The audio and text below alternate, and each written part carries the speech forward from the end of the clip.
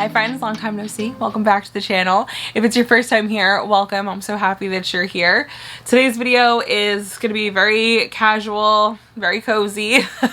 I'm just chilling. I'm filming right now. It's the day after Christmas, and honestly, it's been a pretty chaotic couple of days, so I'm just like taking the opportunity to just kind of be bummy and chill. So hopefully you guys don't mind that. Hopefully you guys are kind of in the same headspace, and hopefully as you're watching this right now, you are also comfy, cozy, and just chill. You guys believe, like actually believe, that it is the end of a year already. I just feel like this year, I feel like we say it every year, and so it's like the most cliche thing ever at this point, but I just do feel like this year went by really fast. I'm not complaining though, because 2024 has been absolutely brutal for me. More than anything, I'm ready to ring in the new year. I got that cute little thing from the dollar spot section at Target. It was like the last one there. I don't know. The kids will think it's fun. They'll also drive me crazy with it. This year was just really heavy for me. Like, it started with my dad, getting a cancer diagnosis.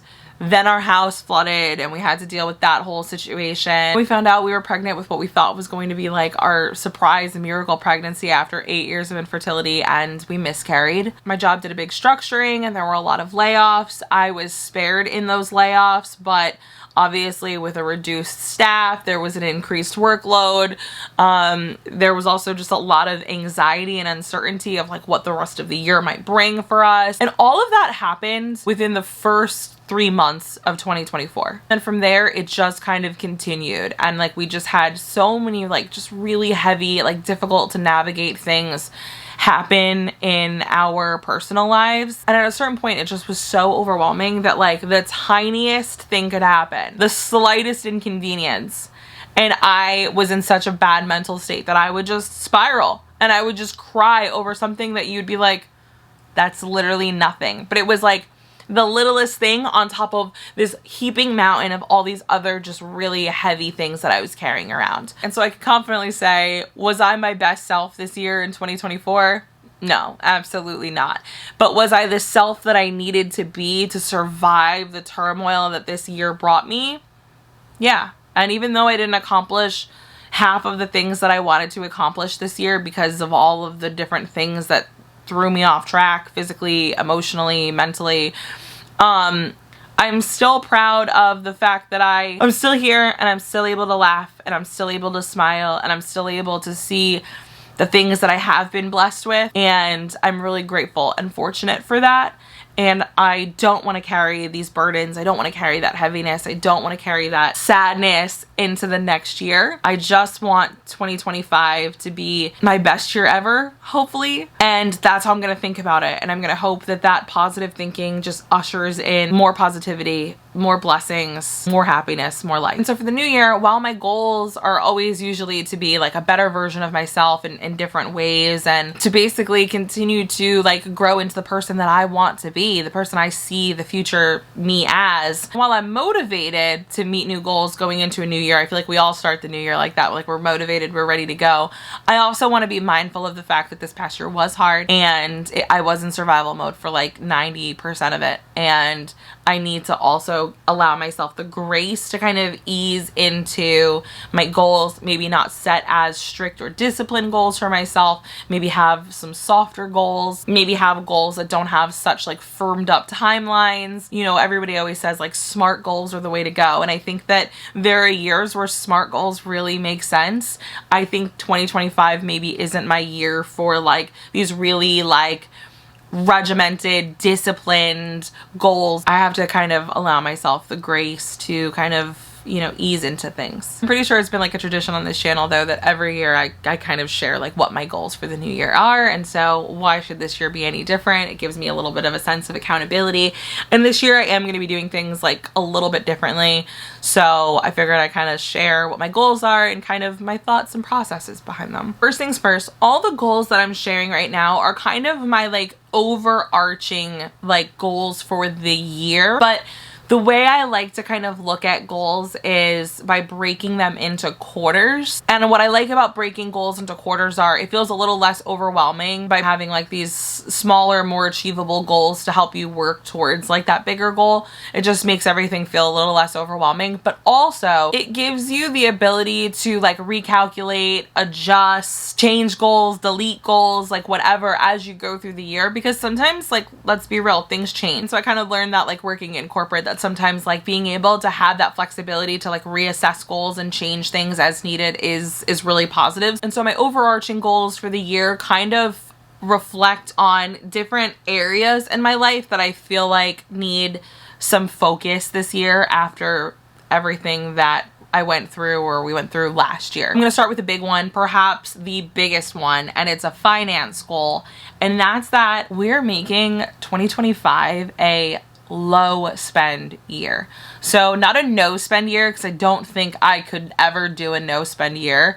As a natural born spender slash shopper, I don't foresee myself being able to cut out all unnecessary spending.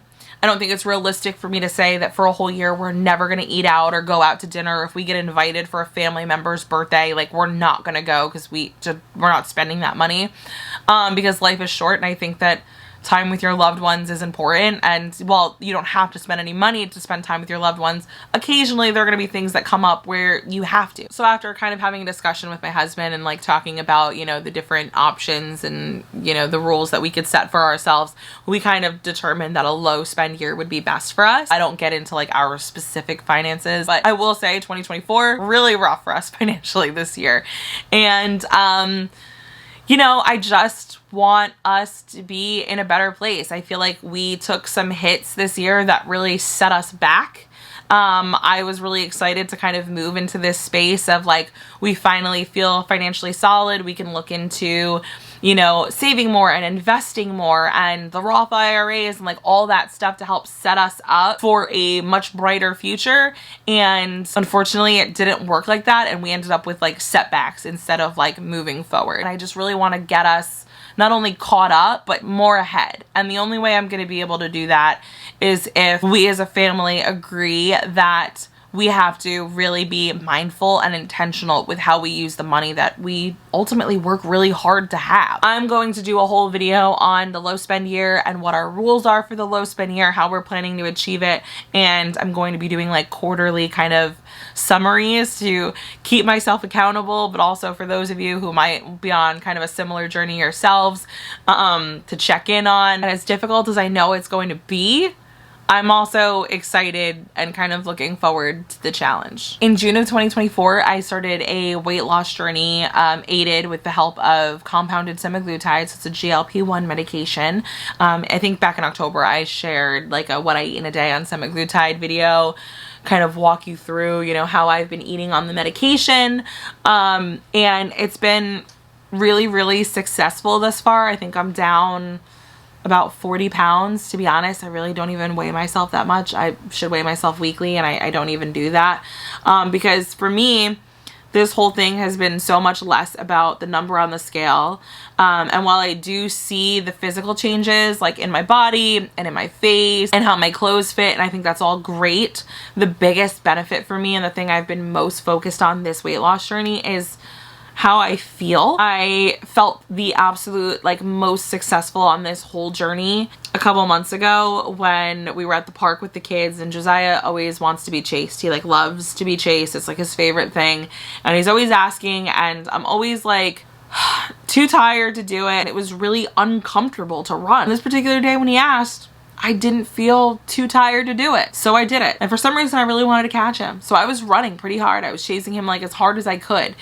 And we did like 3 laps around this pretty sizable playground. And once we stopped, I realized I'm not horribly winded and I didn't feel uncomfortable running. Like it felt good. And for me, that was like the biggest win so far of this whole weight loss journey. Like being down 40 pounds is great. I wouldn't care if I didn't have that moment. And so I'm really motivated to keep going. But obviously I know that I can't be on this medication forever, and that I used it to help get me to this point, and there's going to be a point where it's just all on me. So my goal for 2025 is to come off of my medication, and I want to set myself up for success by establishing a really good like exercise routine that feels good to me and that I can keep up with. And I don't know what that is yet, and it's gonna take some research and it's gonna take some experimenting to see what I like. I don't care to be that regimented with it. I'm not trying to, you know, be a fitness influencer or turn into a bodybuilder overnight. Like, I just want to be a person who prioritizes their health and exercise and movement in a way that feels good and enriching to me and my life, and not something that adds stress to my life. Because at this stage of my life, with a really jam-packed schedule and 2 toddlers to take care of, and just all the other things I have to do, if I tried to make myself be like a gym rat where I'm like in the gym 5 days a week, I undoubtedly would fail. Undoubtedly. So my goal this year is to experiment, have fun with exercise and movement, and just find something that feels good and works for me. My next goal for the year has more to do with like hobby, but I guess also it could fit under kind of like the health and wellness umbrella as well. But that's that I really want to get back into playing tennis. I used to play tennis all the time when I was younger. Like in high school, I played with my mom, and we just really enjoyed it. And it was like great way for us to get in some physical activity. It was a great way for us to bond and have some time together. It's a great way to just get outdoors and get some fresh air and get some vitamin D. And so I'd really love to get back into it. And I really want my tennis partner to be my husband. We could both use the exercise, and it never ever hurts for us to have something together that like feels like good quality time. I feel like a lot of our like quality time comes in the form of like watching TV together, like eating, going out to dinner, going to a movie. Like it's like all very like loungy kinds of things, and I would love for us to have some like more active things that we can kind of do together. I had to take a quick pause to mother. My kids are like officially at the age where you can't do anything if they're home, like nothing at all. And Shar joined me, and she's dressed in her cozy clothes too. You want to come in the blanket? Come on. Snuggle in, girlfriend. This next goal kind of falls under like the stress management umbrella. As you can imagine, if I'm telling you that 2024 was one of the worst years of my life, then you have to imagine it was probably incredibly stressful, and it really was. And you hear a lot of people talking about like the things that we ingest, like the chemicals and things in our food that we're ingesting that are slowly poisoning us and killing us and leading to cancer and all of these things. But like, what about stress? Have we all just accepted that like our lives as a society are so stressful now that that's just like part of life? Like that just is life. Like if you want to be alive, just prepare to be infinitely stressed. I feel like before now, like that's where I was. And of course you're never gonna have a life like completely free of things that stress you out. It's just not gonna happen. And I don't even know that you'd want to, because a lot of the things in our life that bring us stress are also the things and the people that we love, right? Being a mom can be really, really stressful at times, but I would never want to not be a mom. Like I love being a mom. I love my children. So life with no stress is not possible, but definitely to reduce stress to like what feels like a normal and manageable level, and what I've kind of come up with, what I think can help. And again, I could be wrong. We could try this for 3 months in Q1, right? And I could find that it's not really helping me. And then if that's the case, I can refocus and change whatever. And that's why the quarters are so helpful. But my thought process here is meditation. So I'm hoping that practicing meditation can help. And my goal is to probably get up around 15 minutes a day. I feel like any more than 15 minutes in a day, and I could end up getting into that like potentially gray area where it's like, well, now you're feeling a little sluggish, a little lazy, and a little less motivated. But I feel like if I do it for less than 15 minutes, I might miss out on like the real benefits of having like that clear mind space. So my goal right now is to get up to 15 minutes a day, but it's not gonna happen overnight, and it's probably gonna take me a while to work my way up to 15 minutes with the way that this thing runs, okay? I'm gonna start off slow with a couple minutes every day. I'm probably gonna start off with a 5-minute mark, and I imagine that even for as long as I do that, it's probably gonna take me a couple of weeks to even get to a point where I can have 5 minutes of just like quiet brain time. Because in the beginning, it's just going to be me like sitting there for 5 minutes trying to have a clear mind while intrusive thoughts are popping in. And I'm gonna have to keep pushing them out and trying to refocus and recenter. And I've meditated before, and so I'm kind of familiar with the practice, but I'm gonna research a couple of good kind of guided meditations on YouTube. If you know of any, feel free to send the links my way. I am happy to check them out. That's one of my goals, along with practicing daily gratitude. Several years ago, I kept like a gratitude journal where every day I would write down 3 things that I was grateful for. And I'm not gonna lie, some days it was like really hard to think of 3 things to be grateful for, which sounds crazy because like you can think of them off your head, but without being super repetitive and always saying the same things, it was hard. It felt like it was hard to think of like 3 new things every day. So right now I just want to do 1. And I don't even know that I'm gonna make it this thing where I'm like logging it down in a book. I just think that like every day before I meditate, I want to sit down and just list 1 thing I'm grateful for to start off with, and hopefully as time goes on I can kind of tap into more things. Think of that 1 thing I'm grateful for, verbalize that, and then go into a meditation. I think could just be really beneficial. I've already started doing a lot of like gratitude work to be more grateful in my own life and my own situation. I had to this past year because it was just like sucking the life from me. I'm gonna do a more in-depth video on that later, but yeah, I think practicing gratitude like along with meditation could change my life essentially. My next thing falls into a category that I think is new for me. Like ever in my life, I don't think I've really ever set a goal around giving or being more charitable. This year, when I was reflecting on the past year and when I was thinking about the future and the things that are important to me and the things that I want to instill in my children, I thought about charity and like giving back. Every now and then through like work, we get to do like volunteering for like soup kitchens or like meal packing. Sometimes we do like kit building to send to soldiers or, you know, women's shelters in need and things like that. And I really enjoyed doing all of that stuff. Why should I only do it when, you know, my job is offering the opportunity to do it? I can absolutely seek out those things in my own personal life and do them with my husband, with our kids. Even though this last year has been pretty awful, there's still so much we have to be grateful for. Even the fact that we have each other is the biggest thing. The fact that we have such loving and supporting family members and the things that we do have and that we're blessed with. And not everybody has those things. You know, at night when I can't figure out what I'm gonna put on the table for dinner, it's usually because I didn't prepare or plan.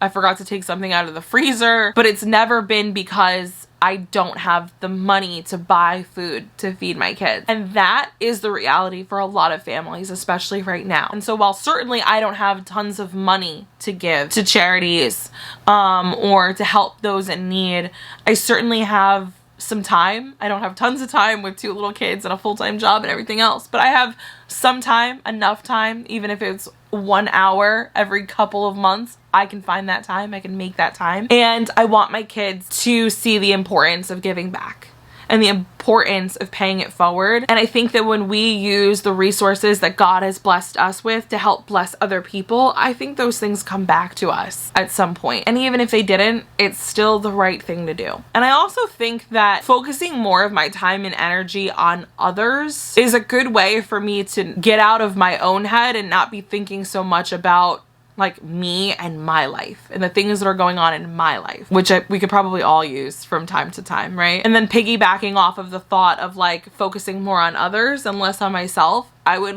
love to use 2025 to be more hospitable to family and friends and host more and have more love and laughter in our home. That's part of the reason we bought this house. The minute we walked into this house, I was like, this is our home. Like, I felt it. It didn't look anything like us. It wasn't our style. Like, it needed all this work.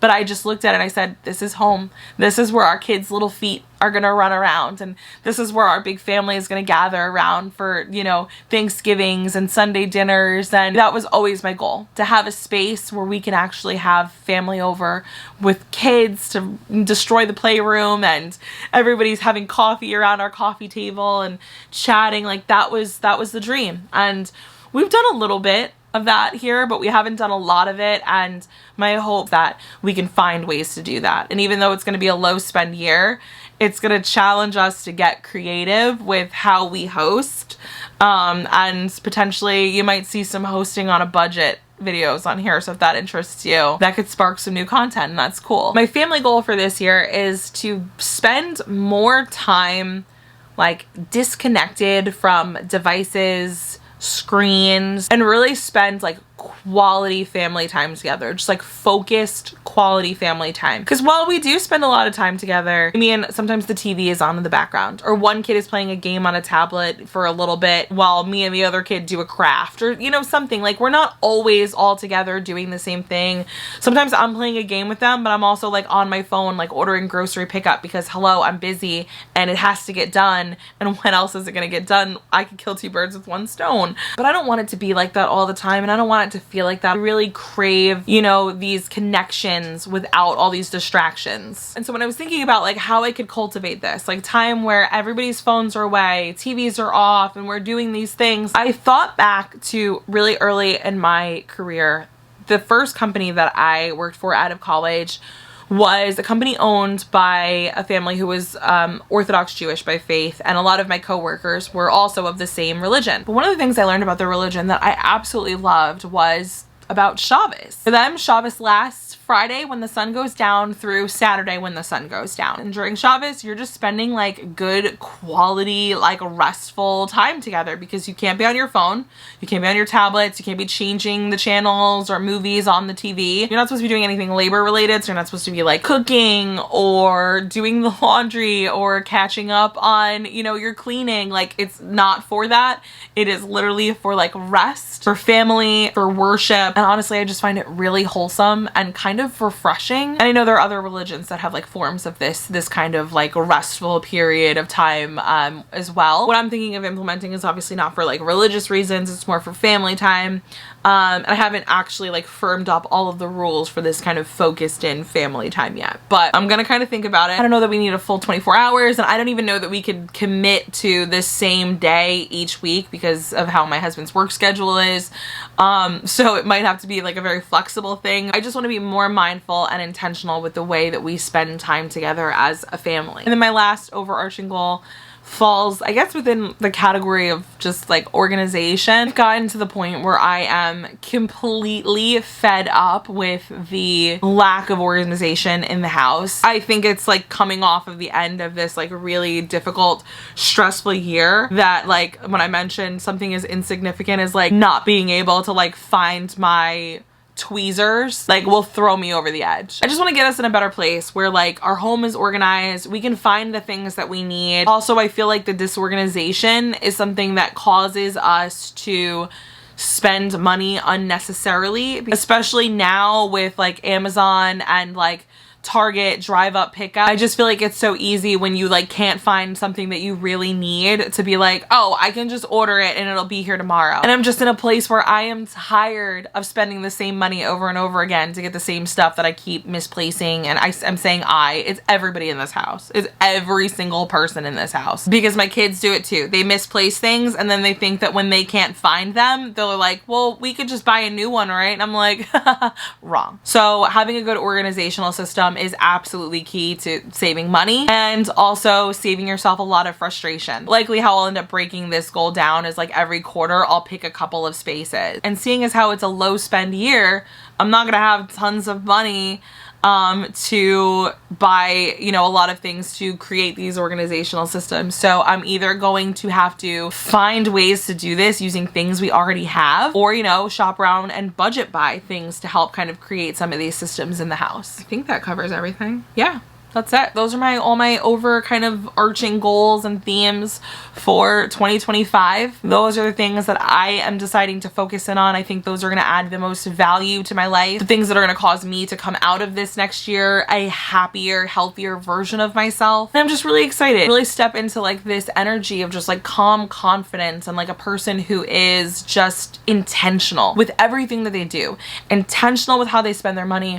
Intentional with how they they incorporate fitness into their lives, intentional with how they spend time with the people that they love, intentional with how they give back to the communities in which they live in. Like, that's the person that I want to be this year. I don't care if I don't end 2025 with $1 million in the bank and a six-pack and be the most together mom in the school drop-off line. Like, I don't care about any of that. If that stuff happens as a result of all these other things that I'm doing to focus in on my mental health and my physical health and my financial wealth and health, then that's awesome. I love that. It's like a byproduct of these other things, but that's not my main focus. My main focus is to just really like nourish myself and really take care of myself and my family, and just show the people that I care about that have shown up for me this past year how much I love them. So I'm really curious, what are some of your goals for the new year, for 2025? How are you ringing in this new year? What are you gonna be up to this year? What are you focusing on? Leave me a comment down below. Don't forget to subscribe for more videos from me in the future, and I will see you guys in the next one. Bye.